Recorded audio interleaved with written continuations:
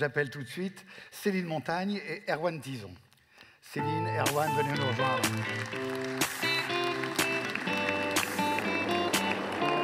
Installez-vous, je vous en prie. Céline Montagne, bonjour, DRH, directrice des ressources humaines au groupe GT Solutions.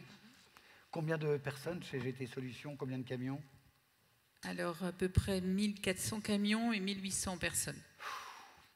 Gros boulot de DRH. C'est ça, mais je ne suis pas toute seule. On parlera de ce qu'il y a dans la tête des salariés, comment est-ce qu'on fait pour recruter. Erwan Tison, directeur d'études d'Institut Sapiens. Bonjour, merci pour l'invitation. Sapiens, ça veut dire l'homme et ça veut dire la sagesse. Tout à fait, c'est un think tank en fait, qui s'est monté il y a de ça 5 ans maintenant, en essayant, avec l'ambition de réfléchir à toutes les évolutions sociales et économiques liées directement à la transformation numérique et technologique. Et humaine. Sapiens, forcément humaine. C'est les hommes qui nous intéressent ce matin en particulier. Je propose de commencer à vous donner à vous la parole. Vous intervenez quand vous voulez. Vous levez le doigt et je lui coupe la parole. Parce que ce que vous avez à dire est assez étonnant. 1, sur la formation, 2, sur la prospective, et 3, sur un terme que j'ai eu du mal à comprendre au début, la rétention. On va commencer par la formation. Qu'est-ce que vous dites? Vous savez que le secteur a depuis très longtemps des problèmes de recrutement. Il y a, en gros, on manque en gros de 5000 conducteurs. Que faire? Alors, les 3 sujets sont intimement liés, mais j'ai compris que vous voulez que je garde la rétention pour la fin. Donc, justement, je vais la garder. Sur le côté formation, on observe aujourd'hui une corrélation assez forte entre l'intensité en formation des différents métiers et la productivité qui est liée directement à ces métiers. Donc, du coup, quelque part, à l'espérance économique de croissance qu'il peut y avoir dans ce secteur-là. Le problème, c'est que, je suis désolé de vous le dire, c'est que le secteur de la formation, le secteur des transports aujourd'hui, en termes de formation, n'est pas le secteur le plus intensif. Que ce soit en termes de taux de recours des salariés et aussi en termes de nombre d'heures sur toute l'année. Alors, quand on regarde les chiffres, donc c'est des chiffres qui sont produits par le ministère du Travail, il y a des efforts qui sont faits depuis quelques années, mais structurellement, le secteur du transport aujourd'hui est un secteur qui ne forme pas d'un point de vue endogène, c'est-à-dire les effectifs qui sont aujourd'hui en place, et surtout d'un point de vue exogène. Et ça va de pair un petit peu aussi avec le problème de la promotion des différents métiers qu'on peut avoir. Ce qu'on a pu voir dans le reportage est assez éclairant. On se rend compte de l'importance fondamentale pour notre économie du secteur, mais quelque part, on a un petit peu... Les métiers nous attirent dans l'imaginaire, mais quand il faut passer le pas, on n'a pas forcément l'envie de le faire. Parce qu'on s'imagine aujourd'hui le transporteur routier peut-être à l'aune de ce que les médias au sens large, c'est-à-dire notre culture, notre bagage culturel a pu nous transférer. Donc du coup, on ne se rend pas compte de la réalité, de la richesse de tous les métiers qui peuvent exister. Donc déjà, ce côté formation passe aussi par une information auprès du grand public, auprès des personnes qui ne connaissent pas la richesse et la diversité des métiers du transport routier. Deuxièmement, sur le côté prospectif, ça a été... Attendez, juste... Oui. Céline. C'est ça. On a l'impression qu'ils vous accusent, là. Hein. Non, je ne me sens pas accusée. Par contre, moi, je ne viens pas du monde du transport, j'y suis depuis 4 ans. Et alors, je n'ai pas sans doute tous les chiffres que vous avez. Par contre, je trouve que dans le transport, en termes de formation, moi, j'ai plutôt un sentiment d'autosatisfaction parce que je n'ai pas traversé d'autres métiers où il y a plus de formation, en tous les cas en amont. Je pense qu'il y a plein d'entreprises ici qui ont des partenariats avec des gros centres de formation. On pourrait en citer certains, mais je pense que ce n'est pas le lieu ici. Et typiquement, mon entreprise également, chez GT Solutions, on forme chaque année au permis de conduire des jeunes ou des moins jeunes, en reconversion, des personnes qui sortent de l'école. Il y a un vrai travail qui est fait, il y a des GIEC. Il y a vraiment un vrai travail qui est fait, je trouve, dans ce secteur qu'on ne retrouve pas, par exemple, dans l'industrie ou ailleurs. Qu'après, en termes de formation continue, on ait des efforts à faire, ça, probablement, je vous rejoins. Je vous rejoins, oui. Mais franchement, pour créer du conducteur, je trouve qu'on est là. On a des partenariats avec les pôles emploi aussi, qui nous aident par différents dispositifs. Voilà. Juste, je vais être obligé de prendre la position, de raconter ce que fait la FNTR. Il y a un accord qui a été signé, je crois, en mars dernier, je suis totalement trompé, avec 3 ministères, le ministère des Transports, de l'Éducation nationale et le ministère du Travail, pour faire la promotion dans les lycées, dans les collèges et un pôle emploi sur les métiers du transport routier, de façon à ce que les gens connaissent mieux. C'est simplement, quand tu as un patron, quand tu as un papa gendarme, tu as envie d'être gendarme, quand tu as un papa pompier, tu as envie d'être pompier, et quand on te raconte l'histoire merveilleuse d'un agriculteur bio, tu as envie d'être agriculteur bio. La promotion, la connaissance même du métier va être fortement améliorée avec une vraie volonté politique et en plus transversale. Monsieur le juge de paix. Non, je ne serai pas juge de paix, mais je pense que dans la formation, il y a, mais ça a été dit, hein, il y a la formation pour attirer, oui. Pour former, pour avoir un peu moins de difficultés à recruter, d'accord. Et après, il y a tout au long de sa vie, quel type de formation on donne et quelle orientation on veut le donner. Vous voyez, le problème, bon, je ne le connais peut-être pas suffisamment bien, donc, mais je m'y risque un peu. Le problème dans votre secteur, c'est la pénibilité qui est très forte. Et donc se dire, je vais être encore conducteur, et vous voyez, s'il y a une réforme des retraites qui arrive avec un âge de départ à la retraite qui va encore se rallonger, c'est en fait, est-ce que j'aurai encore les capacités de faire mon métier dans un avenir? Et donc, peut-être que c'est aussi ça qui peut être un frein, une rétention, je ne sais pas si c'était dans ce terme-là, mais en tout cas, pour rentrer dans ce type de métier en disant, mais bon, je vais devoir travailler jusqu'à 64 ans, 65 ans, ouais. Est-ce que je me sens capable de faire ce métier-là? Et donc, l'idée qui est souvent intéressante dans les études que l'on peut faire d'un point de vue académique, c'est dans la formation continue, c'est dans un premier temps, bien sûr, améliorer ses compétences dans son secteur, et puis au bout d'un moment, c'est potentiellement trouver une formation pour quitter potentiellement son secteur. Mais pour se dire, ben voilà, peut-être que je ne resterai pas dans ce secteur parce que c'est trop pénible. Et donc, quelles sont les pistes aussi que donnent des fédérations comme la vôtre pour dire, mais peut-être que tu ne feras pas carrière complètement, on te laisse libre choix aussi de partir. Et donc, ça permet de renouveler beaucoup les mains-d'œuvre et de continuer à être productif, et en essayant d'attirer un peu plus les jeunes. Et bien sûr, ça fait partie en tout cas des leviers pour accélérer la productivité. Oui. Alors aujourd'hui, concrètement, ce que nous opposent les conducteurs qui nous quittent, c'est assez peu les carrières qui ne seraient pas planifiées ou un chemin qui serait tracé. Ce qui nous est fortement opposé, et je vais rebondir sur votre thème de la pénibilité, c'est même au-delà de la pénibilité, c'est la relation dans le travail avec les clients, avec les prestataires pour lesquels ils travaillent. Et ça, aujourd'hui, avec la population qui est sans doute aussi, qui va à l'école plus longtemps, je regardais des chiffres, maintenant nos conducteurs, des moins de 30 ans, ils ont tous le bac. Ceux qui ont plus de 50 ans ne l'avaient pas. Ils ont envie d'avoir des relations de travail qui soient dans le respect. Le respect. Le respect, qu'on leur parle correctement, que quand ils arrivent, alors qu'on leur déroule pas forcément le tapis rouge, mais qu'on les attende, que ce soit organisé.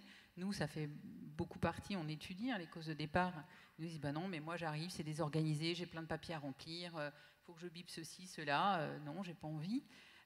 Et ça, c'est vraiment compliqué de créer cette relation de respect avec les clients, et en même temps, quand ça marche bien, ils ont envie de rester. Et ça c'est aussi très fort, on l'entend beaucoup. Et au-delà de ça, je pense que vous le vivez tous ici aussi, c'est qu'aujourd'hui, on parle de pénurie, on parle de tension. Moi, j'ai un conducteur qui est dans la restauration au foyer. Il va arriver livrer un restaurant où là également, il y a une pénurie d'effectifs. Donc, il va être avec des personnes qui sont en tension, où l'ambiance n'est pas forcément super bonne. Entre deux, il aura pris des bouchons parce que ça y est, c'est reparti partout. Et puis, son camion va tomber en panne, il va vouloir aller le faire réparer, mais alors il ne va pas y avoir de pièces, il va falloir qu'il attende ou qu'il patiente parce qu'il y a aussi des pénuries de main-d'œuvre dans les garages, etc. Donc, il y a une espèce de cercle, là, vous parliez tout à l'heure, entre l'inflation, les salaires, etc. Nous, on est un peu dans cette spirale et je pense qu'on essaye tous concrètement d'en sortir, de discuter avec nos clients, etc. Mais je pense que vraiment, sur les grosses causes de départ aujourd'hui, je trouve qu'on a fait un beau travail, je vais encore faire de l'autosatisfaction, mais sur les revalorisations salariales, et notamment cette année, voilà, on a les trois tiers habituels, le salaire, les relations avec le manager, les relations, les conditions de travail, la pénibilité. On a encore du travail à faire, c'est clair, mais on est en chemin. Et vous êtes d'accord tous les trois, donc, pour dire que si on fait mieux connaître le métier, d'abord, on va recruter plus. Et en plus, comme il sera reconnu, on va mieux respecter le conducteur, ne serait-ce qu'auprès de la grande distribution, quoi. Bien sûr. On te demande de décharger, comme le font d'ailleurs les Espagnols et les Portugais déjà. Non, mais quand j'entends... oui, et puis on a quand même des clients qui, tout d'un coup, nous font charger les camions de manière un peu comme ça, hop, entre deux, c'était pas du tout prévu, mais comme ils font pas leurs horaires, hop, on fait faire ça. Mais il y a plein d'autres métiers qui profitent de ça pour se dire, bah, je vais faire plus de marge. Alors, je vais demander à mes collaborateurs, c'est beaucoup le cas dans la restauration rapide, tiens, vous emballiez des hamburgers, bah, maintenant, en plus, le soir, vous allez faire du ménage. Et on va rompre le contrat de la société de ménage. Je crois qu'il faut respecter les gens. Ils sont là pour un métier, comme vous dites, si on veut qu'ils soient attirants. Moi, je viens pour conduire. Aujourd'hui, nous, les plus jeunes qu'on peut former à l'école, ils nous disent, quand on les rappelle après, je ne pensais pas que c'était autant de manutention. Moi, je m'attendais, mon rêve, c'était, j'ai un gros camion, je conduis, c'est super. Moi, j'adore les gens qui disent, je les admire, ils sont géniaux. Mais ce n'est pas ce qui arrive souvent aux oreilles des conducteurs. Les GEC, ça marche bien. Oui. Pour le recrutement. Oui, ils sont comme dans l'industrie, obligés de former eux-mêmes leur... Mais ça, je trouve que c'est plutôt sain, parce qu'au moins on forme à nos métiers, on forme à notre état d'esprit, et je trouve que responsabiliser les entreprises à ça, on s'est beaucoup comparé à l'Allemagne sur le sujet, mais je pense qu'on n'a pas à rougir.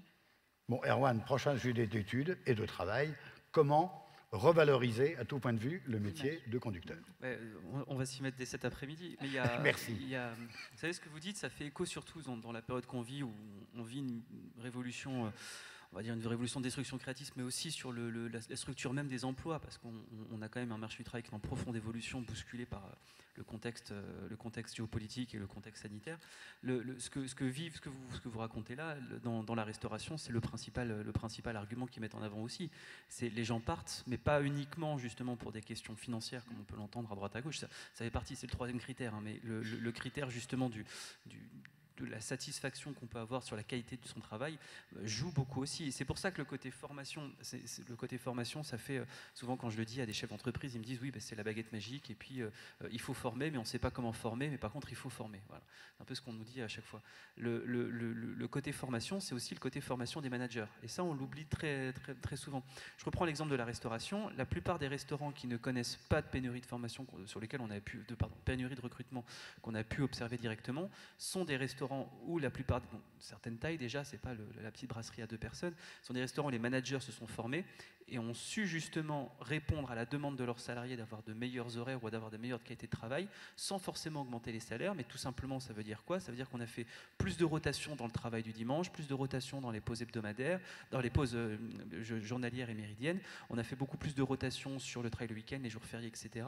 Et donc du coup, en fait, les gens sont beaucoup plus épanouis juste parce que le manager a su prendre en compte, c'est de l'économie quelque part, hein. Il a géré la rareté, il a géré sa propre rareté, et il a pu justement gérer ça. Donc, quand je dis formation, c'est pas uniquement formation au permis de conduire ou formation, c'est aussi derrière quand on sent qu'on a quelqu'un qui a beaucoup de bouteilles, qui a 20 ans de route derrière lui, il a envie de rester dans le secteur mais il n'en peut plus de conduire, c'est le faire basculer vers un poste de gestionnaire de flotte ou ce genre de poste-là. Et je salue de toute façon les efforts qui sont faits, mais la filière, quand je dis forme-moi, on est à 15% de moins que le reste de l'économie. Je suis persuadé que c'est une tendance qui est en passe d'être inversée très rapidement. Éric Heyer, vous vous dites la grande démission, c'est pas vrai. Non, la grande démission, c'est pas vrai en France. La grande démission. Oui, la grande démission, elle est encore visible aux États-Unis. C'est-à-dire qu'aux États-Unis, depuis la crise Covid, il y a à peu près, on ne sait pas le dire avec grande précision, mais aux alentours de 4 millions de salariés qui ne sont toujours pas revenus. Donc ça, c'est une grande démission. C'est-à-dire que vous avez quitté le marché du travail, et donc vous avez démissionné et vous n'êtes toujours pas revenu. D'accord ? Donc les taux d'emploi sont plus bas. En France, les taux d'emploi n'ont jamais été aussi élevés. C'est-à-dire que oui, il y a beaucoup de démissions, mais parce qu'on est recruté par une autre entreprise, parce qu'il y a des difficultés de recrutement, et le taux d'emploi est aujourd'hui supérieur à ce qu'il n'a jamais été. Donc il n'y a pas vraiment de démission. Mais en revanche, par rapport à ce qu'a dit Erwan, c'est vrai que c'est important, vous voyez, quand vous regardez les enquêtes sur la valeur travail, et on en parle là, encore aujourd'hui, bon, elle commence à être un peu vieille, hein, elle date d'il y a 4 ans, donc il faudrait les réactualiser. Mais qu'est-ce que ça nous dit de la valeur travail en France ? En 2 mots rapidement, et ça fera écho avec le problème de management. C'est que quand vous questionnez 180 pays, hein, donc c'est beaucoup, sur la valeur travail, je résume, globalement, la France, quand on pose des questions aux Français, où est-ce que vous mettez la valeur travail dans votre éducation, etc., patati patata, on est quasiment tout en haut. On est le premier pays européen. On doit être dans le 20e dans le classement. Donc on est tout en haut dans la valeur travail. En revanche, dès qu'il y a des questions sur est-ce que tu t'épanouis au travail, Oui. etc., là, de mémoire, on est 178e sur 182. Donc vous voyez, on est avec tout en bas. C'est-à-dire que qu'est-ce que nous disent les sociologues de tout cela? Ils nous disent en gros, la valeur travail en France existe toujours, malgré les 35 heures, malgré c'est une demande. D'accord, c'est qu'on sait que c'est par le travail, mais dès qu'on me laisse la possibilité de partir du travail, eh ben, je prends tout de suite cette possibilité-là, les pré-retraites, Oui, oui. etc. Et ensuite, globalement, ce que nous disent les sociologues, c'est un problème de management en France. C'est-à-dire que les managers aujourd'hui sont trop rigides, n'ont pas assez bien compris. Vous n'avez que des managers devant vous. Hein. Il faut prendre un peu des risques, mais globalement, c'est que globalement, effectivement, le travailleur ne s'épanouit pas au travail. Donc il y a un peu cette problématique-là. Et donc oui, la formation doit être à la fois au début, et là l'apprentissage doit être vraiment un levier pour attirer des nouvelles personnes. Et je pense que là, le gouvernement a bien fait les choses avec sa réforme de 2018, mais entre nous, le boom de l'apprentissage depuis 2020, c'est lié à la prime exceptionnelle, et dans prime exceptionnelle, il y a exceptionnelle, c'est-à-dire que ça va disparaître. Et donc, et quand on regarde les chiffres, c'est plutôt des bac plus 4, bac plus 5 qui utilisent ce moment-là d'apprentissage. Au lieu de faire un stage, ils sont apprentis. Donc je pense qu'il faut accélérer encore et plutôt cibler ceux qui sont au niveau du bac et dans des secteurs qui aujourd'hui n'attirent pas assez les jeunes, et ça serait utile. Mais effectivement, il faut se faire toute une réflexion, mais j'imagine que les managers ici se font une réflexion de comment je peux aussi m'améliorer, d'accord, pour essayer de faire en sorte que mes salariés s'épanouissent. C'est comme ça qu'on fait la productivité, et c'est aussi comme ça qu'on garde des personnes. Bon, ça, on peut le voir. On aura un autre témoignage en fin de matinée, c'est Jean-Yves Astoin, qui donne les trucs et les astuces. C'est simple comme bonjour de management pour éviter le turnover. Revenons à les emplois.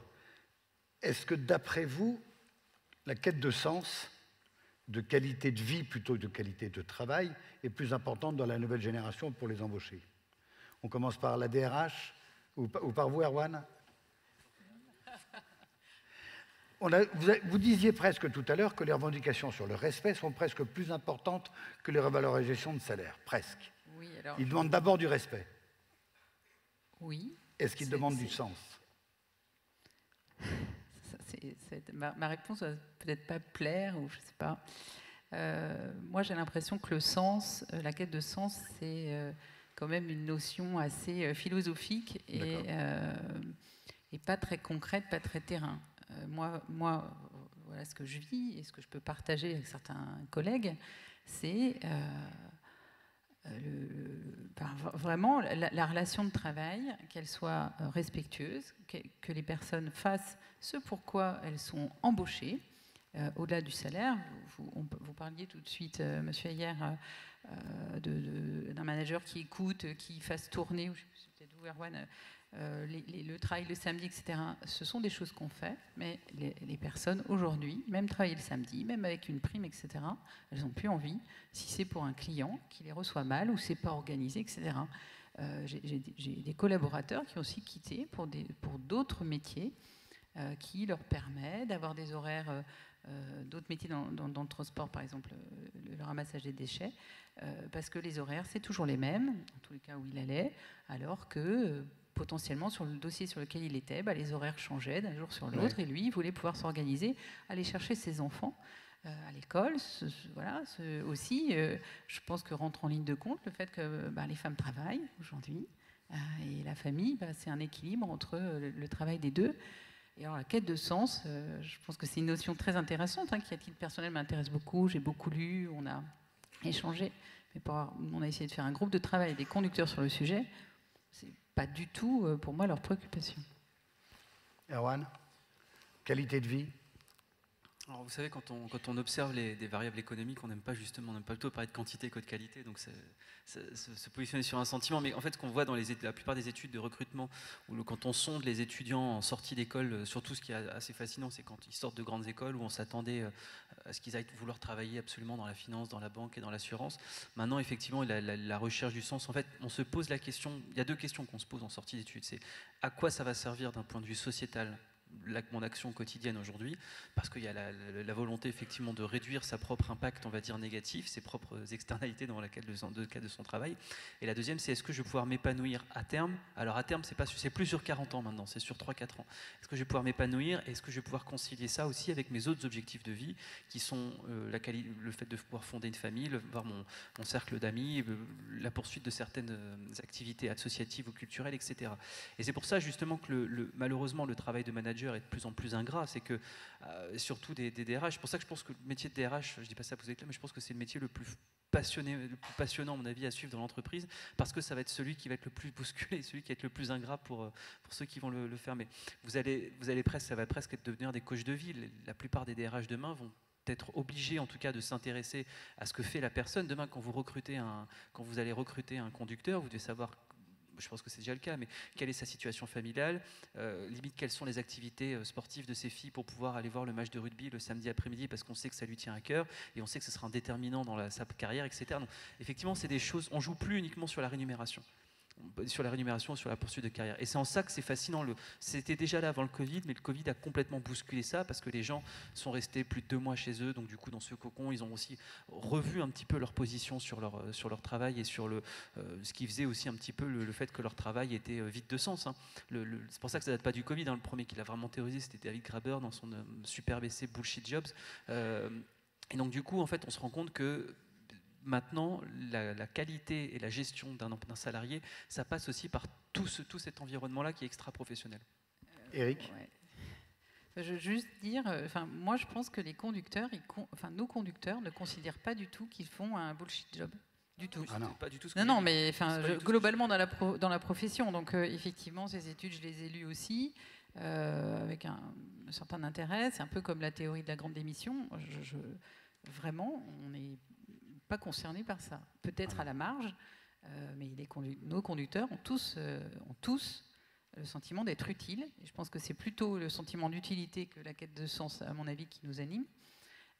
Parce que, voilà, je pense qu'ils se reconnaîtraient dans ce qu'ont dit les personnes dans le micro-trottoir. Ils amènent à manger, ils livrent des médicaments, des blanchisseries des hôpitaux, enfin tout un tas de choses qu'on connaît. C'est pas le bullshit, c'est l'antithèse. Voilà. Pendant le Covid, heureusement qu'ils étaient là. Et voilà. Et on le voit tous les jours. Il y a des camions citernes qui a des pompiers en Dordogne. Ouais. Donc, non, on n'est pas là. Je disais pas du tout que c'était un bullshit. Je disais qu'en fait, c'est un mouvement moi, global dans tous les métiers, dans toute la société. En tant que DRH, je ne dis pas que ma vie va être très simple jusqu'à ce que je parte à la retraite. Je changerai peut-être avant, d'ailleurs. C'est pas dans la veille. Mais voilà, pour moi, l'utilité est au-delà. Alors après, l'interaction entre la vie privée et la vie professionnelle, nous, on a plutôt remarqué, pour le coup, une volonté d'éloignement, justement, de personnes qui potentiellement étaient très investies dans l'entreprise, qui ont trouvé que finalement leur écosystème familial était un endroit de ressourcement. Et il y a plutôt une tendance, il me semble, à bien resectoriser chaque chose. Effectivement, il faut qu'on les connaisse. Et ça, je suis d'accord avec vous, parce qu'on ne peut pas être un bon manager si on ne connaît pas un minimum nos équipes. Mais de là à aller voir le match de la fille du conducteur ou non, pas vous, mais que le fait que non, lui, mais pas moi, mais le manager de proximité, j'ai bien compris, hein, pas moi, mais ça me ferait sans doute plaisir. Je suis pas sûre, en tout cas. Éric Heyer. Deux points. Il me semble que le premier point, c'est sur l'utilité, et la crise Covid a bien révélé certains métiers qui, vous voyez, avant, on paye à la productivité. Mais vous voyez, la productivité, comment on le mesure?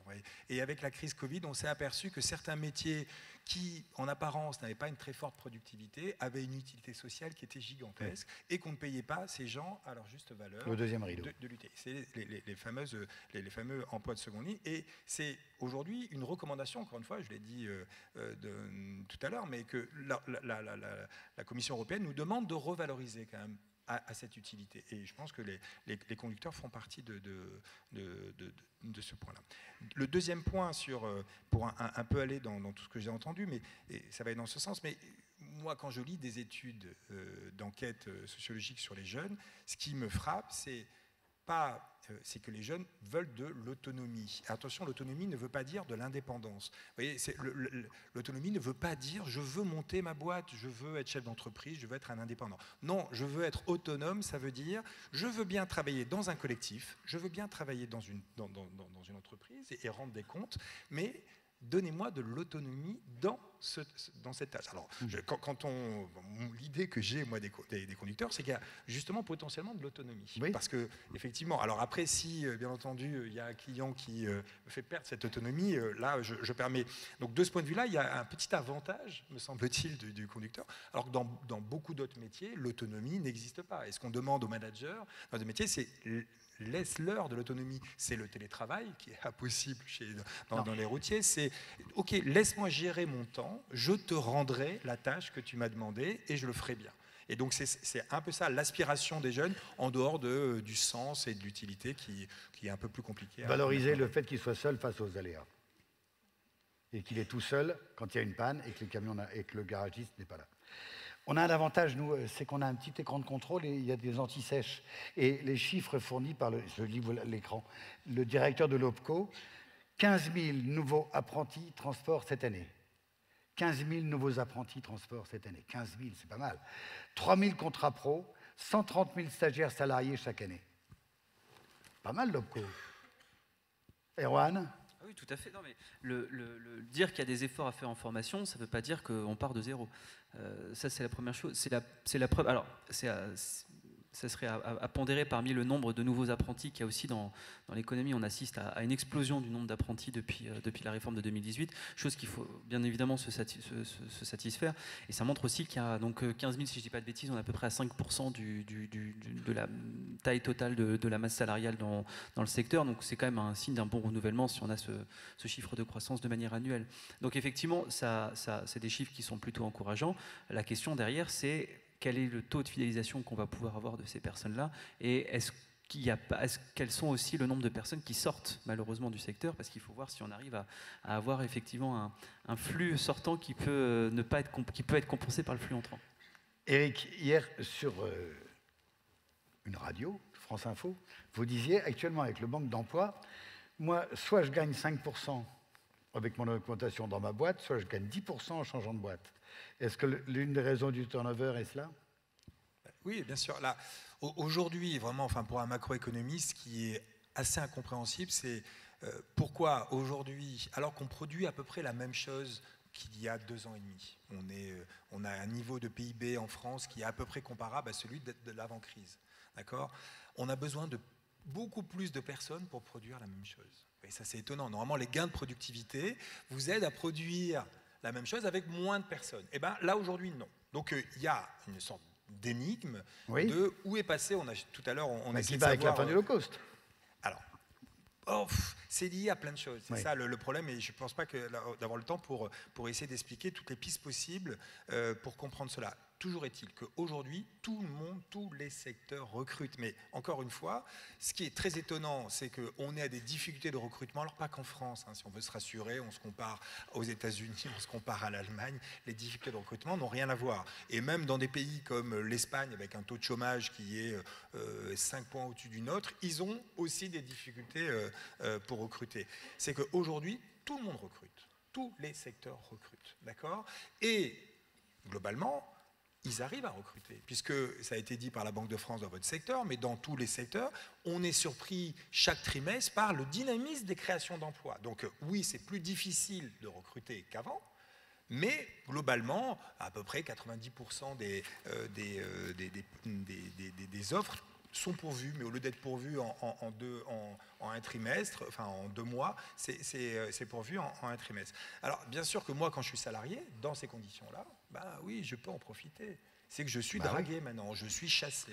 Et donc du coup, effectivement, plus que les progressions de salaire au sein des boîtes sont relativement maîtrisées, on va dire, avec des réunions qui sont régulières, eh ben, la meilleure façon de gagner plus, c'est de partir, de changer de boîte. Et donc j'y vais en disant, voilà combien je gagne, je viens chez vous avec 10% de plus. C'est ça la grande démission, c'est ça la grande rotation. C'est pour ça qu'il y a aussi des licenciements qui sont économiques dans le sens où on dit, bah, tiens, voilà, viens, on fait quelque chose à l'amiable. Mais globalement, aujourd'hui, ce n'est pas une grande démission au sens américain. D'accord. Oui, et je rebondis qu'aujourd'hui, le motif du salaire chez nos conducteurs n'est plus la raison principale de départ. J'ai rebouclé avec nos chargés de recrutement, ou pour venir. Ce qu'ils recherchent, c'est vraiment une préoccupation très court terme, c'est une prise de poste la plus en proximité de chez eux à cause des problèmes qualité de vie. Oui, et surtout économiques liés au prix du carburant. Ouais. Et donc là, nous, c'est la première question maintenant qu'ils nous posent, c'est où ? Et ça, alors, évidemment, c'est conjoncturel. Après, on ne sait pas, a priori, si ça dure jusqu'à fin 2023. Et c'est pour ces raisons qu'ils partent. Donc, ils ne gagnent pas forcément plus sur leur salaire, en fait, en bas à droite, mais ils mettent moins de carburant dans leur voiture. Et voilà. C'est Astoin, il rentre avec le camion. On arrête sur la formation. Oui. On arrête sur la formation. Parlons de prospective. On va parler donc de décarbonation. Oui, il y a d'automatisation. On a dit pas mal de choses effectivement sur ce point-là. Aujourd'hui, dans cette période de mutation technologique qu'on est en train de vivre, de destruction créatrice, si un secteur justement veut pouvoir s'en sortir, pas pour survivre, parce qu'effectivement des transporteurs, il y en aura toujours demain, mais veut pouvoir justement tirer au mieux son épingle du jeu de cette transformation économique, il se doit d'avoir un tout petit peu moins vite. Il se doit d'avoir du coup un volet prospectif très important. Le volet prospectif, ça veut dire quoi? Il y a deux choses. C'est quelles sont les différentes technologies qui justement vont être amenées dans les différents camions. Donc là, effectivement, on parle de transport autonome. Transport autonome, c'est une technologie que vous connaissez certainement, j'espère en tout cas bien mieux que moi. Quand vous regardez ce qui se passe notamment aux États-Unis, c'est une chose qui devient réalité. Vous avez aujourd'hui dans certains États des législations beaucoup plus souples que ce qu'on a nous en Europe, notamment sur la conduite de niveau 3, niveau 4, voire certains tests liés à niveau 5. Donc niveau 5, c'est même plus de volant. Mais vous avez pas mal de transporteurs qui voient en cela, donc vous avez certaines grandes autoroutes où il y a une seule parcelle tout à droite qui est réservée spécialement aux camions qui circulent en file indienne. C'est assez impressionnant à voir et qui en fait sont dénués de tout conducteur. Donc, il y aura demain des transporteurs, mais c'est pas dit qu'il y ait encore autant de conducteurs. Donc ça, premièrement, c'est une anticipation que doit faire aussi le secteur. C'est-à-dire que quand je recrute aujourd'hui 15 000 apprentis, si jamais j'ai envie qu'ils s'investissent dans les 45, 42, 43 années qu'ils ont de vie active, est-ce que je suis capable, moi, en tant que fédération, en tant qu'entreprise, leur garantir à 100% le fait que leur emploi existera toujours dans 40 ans ? Et là, on revient justement sur la question de la formation et de l'anticipation. Et deuxièmement, c'est tout le volet énergétique qu'on est en train... Alors, ce qu'on est en train de vivre d'un point de vue énergétique, c'est absolument fascinant quand on est observateur. C'est une catastrophe, un cauchemar quand on est acteur. Mais pourquoi c'est fascinant? Parce qu'on observe des mutations, on observe plusieurs années de mutations en l'espace de quelques mois. Et les mutations, justement, qui sont en train de se passer sur tout simplement les différents carburants sont absolument fantastiques parce que vous avez des initiatives ici et là dans certains secteurs, dans d'autres secteurs que la Fédération des transports, où justement la plupart des acteurs vous disent sous cette contrainte-là, je suis obligé d'innover. Donc du coup, je vais mutualiser, je vais chercher d'autres sources. Et l'innovation se développe toujours beaucoup plus facilement sous contrainte, malheureusement, qu'en période beaucoup plus facile. Donc c'est pour ça que le côté prospective, ce que disait Eric avant, on n'essaye pas d'anticiper la prochaine crise, on essaie de voir comment est-ce qu'on va gérer les conséquences de la crise actuelle. La prospective, c'est aussi se dire quelles sont les différentes évolutions qui vont sortir après de la nouvelle gestion qu'on va pouvoir avoir de cette crise-là. Et en ça, justement, tout secteur qui ne se projette pas vers son avenir d'un point de vue technologique et d'un point de vue environnement, on va dire, ne pourra pas justement y répondre au mieux et risque de se prendre l'émergence soit d'un acteur qui sera mieux préparé que lui, soit l'obsolescence d'une partie de son activité. J'en profite pour faire une petite page de publicité sur les partenaires à l'étage en dessous. Alors, je vous conseille vraiment, Erwan, allez voir. Si vous regardez ce qui se prépare, ce qui va être nouveau intéressant dans plein de domaines, sur l'énergie, sur la récupération d'énergie, sur les générateurs au milieu du moyeu, et sur l'hydrogène, vraiment, d'ailleurs, c'est un peu grâce à eux qu'on est là aujourd'hui tous, parce que sans les partenaires, je crois que ce congrès ne pourrait pas avoir lieu. Vraiment, signer des contrats, allez les voir. Les partenaires, ils sont très, très importants, et c'est important d'aller voir ce qui se prépare. Voilà, c'était juste, j'ai fini ma petite page de publicité, mais allez-y, c'est passionnant. Si vous vous intéressez un petit peu à la technique, c'est génial. Il y a des trucs avec des lasers, ils savent très bien quelle est la proportion de B100, de HVL. Enfin, calcule automatiquement la qualité du carburant que vous mettez. Toutes ces technologies-là sont je vous accompagne dans votre publicité, sont la preuve qu'en fait on peut justement répondre à l'impératif environnemental sans passer par le levier restriction ou décroissance, mais qu'en fait dans l'innovation est porteuse, la technologie est porteuse justement de ces solutions-là. Permettez-moi d'être un peu le beauf de service. Ouais, d'accord, mais vous dites toujours demain. Moi, ce qui m'intéresse, c'est aujourd'hui. Et en fait, c'est même pas demain, c'est après-demain. Et puis après-demain, peut-être que je ne sais même pas. Je ne sais même pas s'il y aura du gaz cet hiver, si winter is coming, s'il n'y aura pas des délestages d'électricité. Et vous me dites, ah oui, le 250 kVA, c'est pas... Mais je ne sais rien. Je ne sais même pas si j'ai acheté un camion électrique. Je ne connais pas l'autonomie. Mais là, vous êtes un peu dans la prospective. En gros, c'est facile. Mais vous savez... Je vais exprès, vous avez vu... Vous avez raison. Vous savez, à long terme, nous sommes tous morts, disait Keynes. Donc effectivement, partant de ce constat-là, ça ne sert à rien de se projeter. Dans ces cas-là, on tombe dans le nihilisme, et donc là, dans ces cas-là, on ne fait plus rien. Quand je dis demain, vous savez, la crise du Covid, on estime que, enfin, dans la plupart des estimations des prospectives, qu'elle nous a fait gagner 5 ans de maturité technologique, en l'espace d'1 an.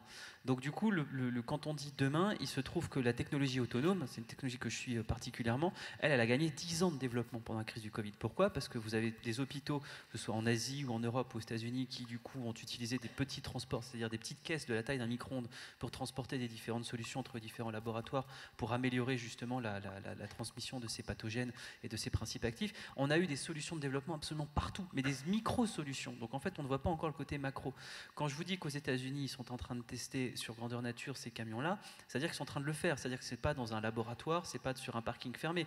Ils sont en train de le faire avec la volonté de faire plier le droit dans le sens de l'économique. Nous, on fait l'inverse, on fait plier l'économie dans le sens du droit. Et donc le problème, c'est que si demain... Alors, il n'y a pas de concurrence directement entre un camion américain et un camion français, parce que l'acheminement n'est pas le même. Mais du moment où vous allez avoir cette technologie qui arrive à maturité, parce que c'est comme ça que ça fonctionne, plus le camion roule, plus il devient intelligent, plus il devient efficace. Et donc du coup, si cette technologie-là arrive à maturité avant que la technologie française y arrive, quand vous allez avoir la pression de la part de vos clients qui vous disent bah oui, mais moi je veux le camion qui roule 24 heures sur 24 sans avoir justement de risque d'accident, etc., et du coup je ne peux plus passer pour vous, c'est une réalité qui peut arriver dans les 3-4 ans. Et donc du coup, demain devient en fait non pas un horizon dans lequel on doit s'adapter, mais devient votre date de mort. D'où l'intérêt justement d'avoir en tête les différents horizons auxquels et les différentes technologies qui peuvent émerger. Ce que vous dites, c'est que grâce ou à cause de la Covid, on a fait 5 ans d'avancée technologique. C'est ce que disent les ingénieurs en tout cas. Ouais. Que grâce ou à cause de la crise énergétique actuelle, c'est l'occasion idéale pour réfléchir à qu'est-ce qu'on ferait demain et préparer au cas où l'avenir, même si on n'y voit rien, même si c'est le brouillard total. Tout à fait. Madame la DRH. Oui, non, enfin, moi je vous rejoins sur le principe, mais c'est vrai que nous on a des préoccupations, et même parfois moi ça me désole, en tant que DRH justement, de me dire que la préoccupation des exploitants ou des directeurs de filiales, c'est vraiment demain, c'est presque...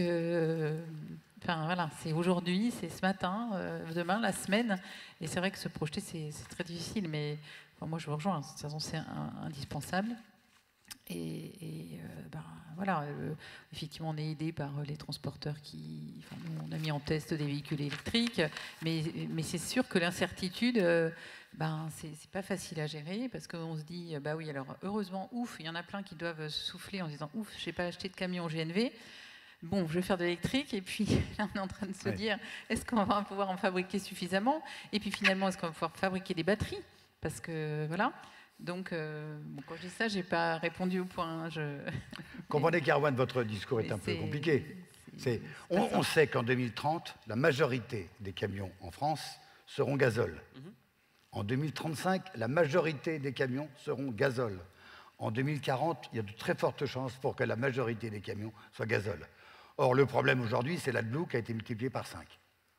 Et c'est ça le problème. Et quand vous dites, pensons maintenant aux camions autonomes, j'entends bien, et c'est pour ça que vous m'avez invité d'ailleurs. Oui, exactement, tout à fait. Tout à fait. Je comprends la difficulté, mais je pense que c'est ça aussi la force de l'entrepreneur, la force du chef d'entreprise, c'est d'avoir un pied ici et un pied demain. Le fait effectivement d'avoir un contexte, parce que quand on réfléchit, le contexte est toujours peu propice à réfléchir au long terme, parce qu'on est toujours embourbé dans les prérogatives du court terme. Mais le fait d'avoir dans son entreprise, au sein ou alors de s'appuyer sur des études extérieures ou des instituts extérieurs, le fait de pouvoir justement se dire qu'est-ce qui va arriver demain, ça ne veut pas dire qu'on va mettre 100% de son effort là-dessus, mais ça veut dire aussi je vais pouvoir en interne réfléchir à qu'est-ce qui peut arriver demain pour pouvoir garder ça d'un coin de l'œil. Et je pense que ça, c'est ce qui différencie justement un entrepreneur qui survit d'un entrepreneur qui malheureusement stagne. Mais c'est pour ça que c'est une nécessité, mais ça ne veut pas dire qu'effectivement, il n'y a pas un impératif aujourd'hui auquel il faut répondre de manière immédiate. Les crises sont des opportunités, et l'utopie d'aujourd'hui sera la réalité de demain. Une conclusion sur la formation, la prospective. Qu'est-ce que c'est que la rétention ? Alors, la rétention, on en parlait avant, c'est un terme qu'on a développé, nous, pour aller à l'encontre de la grande démission. La grande démission, aux États-Unis, effectivement, vous avez près de 3,5% du taux de démissionnaires, ce qui est la plus haute mesure faite dans l'histoire des États-Unis. En France, on est à 2,1% pour les entreprises de moins de 50 salariés, de plus de 50 salariés, pardon, on a 2,7% de manière globale. Donc, en fait, on est à des niveaux qui sont moindres de démission que ce qu'on a connu, ce que vous avez rappelé avant, Eric, que ce qu'on a connu en 2008. En fait, d'où viennent justement les pénuries, les difficultés de recrutement? Elles viennent principalement des pénuries de main-d'œuvre. Les 3 premiers critères, c'est pénurie de main-d'œuvre, intensité de recrutement et surtout problème géographique. En 4e, vous avez les problèmes liés justement à la pénibilité du travail. Donc du coup, pourquoi est-ce qu'on manque de travailleurs en France alors qu'on a 7% de taux de chômage? Nous, on va publier dans les prochains jours une étude dessus. Je vais peut-être être un petit peu encore critique, mais bon, je ne me ferai pas d'amis ce matin, c'est pas grave. Je pense que tout simplement parce que vous êtes beaucoup trop nombreux. Les secteurs qui ont vous êtes trop nombreux. Les secteurs qui ont du mal à recruter sont des secteurs aujourd'hui qui ont connu un taux de défaillance de ces 2 dernières années qui est extrêmement faible. Pour le cas du transport, il y a eu 30% de défaillance en moins entre 2019 et 2021 que par rapport à un niveau normal sur la moyenne de ces 25 dernières années. Pour la restauration, on a 45%, pour l'hôtellerie, on a 50%. Concrètement, ça veut dire quoi? Ça veut dire qu'il y a environ 50 000 entreprises qui meurent chaque année. C'est un fait, c'est une constante. Ces entreprises doivent mourir. Pourquoi? Pour pouvoir réallouer à la fois la main-d'œuvre et à la fois les capitaux. Parce que, malheureusement, dans une économie, quand vous avez une taille de marché qui n'évolue pas, quand vous avez un nombre d'entreprises qui augmente mécaniquement parce que certaines ne meurent pas et que vous avez le stock de création qui est toujours le même, vous avez une main-d'œuvre qui, du coup, quelque part, est en situation de rétention et captive des entreprises qui survivent uniquement par des perfusions publiques ou par des prêts garantis par l'État. Et du coup, cette main-d'œuvre-là tourne beaucoup moins. Dans la restauration, c'est encore plus flagrant que chez vous. La plupart des restaurants, justement, qui auraient dû mourir en 2020 sont toujours debout, uniquement perfusés par des aides publiques. Ils ont gardé la plupart de leurs effectifs parce qu'ils arrivent à faire des micro-hausses de salaire, parce que l'activité est moindre, et donc du coup, vous avez des salariés qui se satisfaisent d'avoir une activité moindre. Et donc du coup, ces salariés-là ne vont pas dans les restaurants qui, eux, réalisent des gains de productivité et eux sont en croissance. Et du coup, cette grande rétention-là, elle explique selon nous une partie justement du fait qu'on n'arrive pas à recruter parce que tout simplement, quand vous êtes une entreprise qui est en croissance et qui recrute parce qu'elle a besoin, parce qu'elle a de nouveaux débouchés, les personnes dont vous avez besoin sont en fait dans une entreprise qui sont condamnées à mourir mais qui du coup ne bougent pas. Et donc du coup, cette grande rétention-là, pour nous, c'est ça qui aujourd'hui explique la plupart de ces difficultés de recrutement. Génial. Je vais faire un mauvais résumé. En gros, vous êtes en train de dire « Bonjour, vous êtes trop nombreux. Là, il en faudrait qu'il y en ait moins. D'ailleurs, si vous êtes ici en activité, je vous cite, c'est parce que vous avez été victime des perfusions que vous donnez les prêts garantis par l'État. Et normalement, il y aurait pas mal d'entre vous qui auraient dû déposer le bilan. Et c'est un peu dégueulasse que vous soyez encore là parce que vous piquez des conducteurs aux autres. C'est une très mauvaise caricature, mais c'est formidable comme façon de penser. C'est pour ça que je dis que la place de l'observateur est toujours plus facile que la place de l'acteur. Je vais sortir de toute façon après sous couverture policière, mais mais je pense qu'en fait, vous savez, quand on parle des défaillances d'entreprises, j'entendais des élus, des économistes, certains pseudo-économistes se dire c'est fantastique, on a un niveau historiquement bas de défaillances d'entreprises. Aujourd'hui, il y a plus de 40 000 entreprises qui existent et qui ne devraient pas exister. Quand on se satisfait justement qu'une entreprise continue d'exister d'un point de vue zombie, on n'a rien compris justement au renouvellement économique qui est nécessaire. Et vous, ça vous plombe au quotidien, le fait qu'il y ait justement trop de... Il faut vous écouter, c'est intéressant. Eric. Vous pouvez profiter de mon escorte après. Vous parliez tout à l'heure de... Vous parliez tout à l'heure de... On verra quand la marée va descendre. Oui. Ça va... Oui. Non, mais ce que dit Erwan, macroéconomiquement, et même on l'observe dans tous les pays, il faut lire ce que fait le Bureau international du travail, et ils nous disent qu'effectivement, ils appellent ça des entreprises zombies. C'est pas une belle appellation, hein, mais bon, voilà, c'est les entreprises qui auraient dû mourir si la crise de Covid n'avait pas existé, et qu'on a sauvegardé. D'accord. Donc effectivement, les chiffres d'Erwan sont macroéconomiquement justes. Hein, les 50 000 traditionnels, on est plutôt passé à 30 000. Donc effectivement, on peut dire qu'il y a 40 000 zombies. Et c'était ça, quand la mer se retire, ben, ces zombies-là, potentiellement. Et ça, effectivement, le gouvernement a ça en tête, parce que nous, il nous demande des plans pour les entreprises, mais en dehors des zombies. En nous disant, dans tes 40 milliards, vous vous souvenez, les 40 milliards de coûts pour les entreprises, oui. Ben, est-ce qu'il y a les zombies dedans? Parce que s'il y a les zombies dedans, c'est pas grave. Bon, voilà, globalement, on ne va pas continuer à aider des entreprises qui n'ont pas finalement de business plan qui est suffisamment robuste. Donc c'est vrai que c'est compliqué, parce que nous, quand on essaie ensuite de regarder la part de l'emploi de ces entreprises zombies, on n'arrive pas quand même à résoudre notre problème de globalement. Donc c'est une partie du problème, mais ce que dit Erwan est juste, c'est une partie du problème, c'est qu'effectivement, vous voyez, il y a ce chiffre macro, je ne connais pas pour votre secteur, je suis désolé, mais il y a 10 000 contrats qui sont signés chaque année, tous les jours, 10 000 contrats qui sont signés tous les jours, et 10 000 contrats qui sont stoppés tous les jours. Oui, c'est à peu près ça les moyennes. Bon, vous voyez, là aujourd'hui, on est dans un monde où les entreprises qui recrutent sont là et recrutent, et les entreprises qui auraient dû licencier n'ont pas licencié encore. Donc effectivement, ça fait des tensions, et on l'observe en Italie, en Espagne, aux États-Unis, dans tous les pays. Donc effectivement, ça. Mais il n'y a pas que ça. Et c'est ça la grande idée de l'économie, c'est que de toute manière, on peut toujours trouver plein d'idées. Le problème, vous voyez, moi je peux vous dire, on travaille beaucoup avec l'URSSAF, c'est globalement là-dessus, sur des sujets d'études, c'est globalement, puisque les aides publiques sont en fonction de la masse salariale, beaucoup, avec l'activité partielle, eh ben, il y a beaucoup moins de travail dissimulé aujourd'hui qu'avant. Bah oui, parce que vous êtes, voyez, si vous n'avez pas déclaré votre salarié, vous n'êtes pas aidé. Et ben aujourd'hui, on les déclare beaucoup plus. Donc, vous voyez, cette chute de productivité qu'on observe, en fait, c'est qu'on ne mesurait pas bien l'emploi avant. Vous voyez, le travailleur détaché, avant, le travailleur détaché, quand il venait, il faisait l'activité en France, mais il n'était pas considéré comme un emploi en France, parce qu'il était polonais, roumain. Aujourd'hui, le travailleur détaché, il y en a moins. Vous voyez, ils ne viennent plus. Et donc, ce sont des Français qui le font. Et donc, il y a la même activité, mais avec un emploi, alors qu'avant, il n'y en avait pas. Ça fait baisser la productivité. Vous voyez, aujourd'hui, les taux d'absence, pas d'absentéisme, liés à la Covid, sont encore très élevés. Les chefs d'entreprise se disent, bon, il faut que je garde une petite réserve de main-d'œuvre. C'est-à-dire que si, du jour au lendemain, mon chauffeur est malade, etc., parce qu'il est positif ou parce qu'il est cas contact, il me faut un remplaçant. Ça fait de la rétention, ça aussi, de main-d'œuvre. C'est pas lié aux zombies. Vous voyez, il y a aussi des carnets de commandes qui sont gigantesques, qui sont remplis. Vous voyez, et aujourd'hui, c'est un problème d'approvisionnement. Il me manque la pièce pour produire. Mais une fois que j'ai ma pièce, d'accord, il me faut de la main-d'œuvre. Donc, si j'ai licencié avant parce que je n'avais pas ma pièce, le jour où ma pièce arrive et que ça y est, ça repart, tiens, si j'ai licencié, il va falloir que je reparte dans les procédures de recrutement, ça coûte cher. Donc, effectivement, la rétention de main-d'œuvre, je retiens ce terme parce qu'il est juste.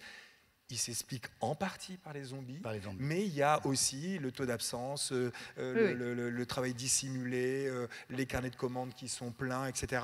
Donc c'est une partie, c'est ça qui est intéressant en économie, c'est de voir est-ce que c'est une partie élevée ou faible.